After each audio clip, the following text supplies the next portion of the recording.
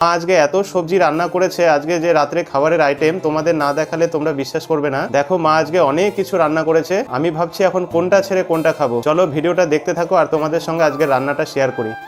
এই দেখো আজকে রান্না, প্রথমে কোনটা দিয়ে শুরু করব ভেবেই পাচ্ছি না। প্রথমে এটা দেখি কি আছে। এখানে আছে বেগুন, আলু, সজনা দিয়ে চচ্চড়ি একটা, এটাতে টমেটোর চাটনি করেছে, এটাতে ঢেঁড়স ভাজা করেছে, এটা মিষ্টি কুমড়ার ঘন্ট করেছে, এখানে পটল ভাজা করেছে, এখানে পাট শাকের ভাজা করেছে, আর এখানে এঁচোড় একটু মাখা মাখা করেছে, এখানে উচ্ছে আলু ভাজা করেছে, কাঁচা আম দিয়ে টক ডাল, এটা আলুর পাঁপড় আর স্যালাড, আর সবশেষে আছে দেখো সাদা ভাত। টোটাল 10 প্রকার রেসিপি তৈরি হয়েছে ডিনারে।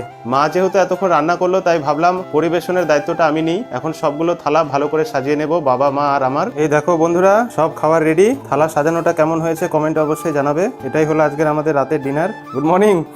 বাবা ঘুমিয়ে পড়েছিল, অ্যাকচুয়ালি অনেকটা রাতও হয়ে গেছে। তো বন্ধুরা এখন করব ডিনার। তো সকলে ভালো থেকো, গুড নাইট।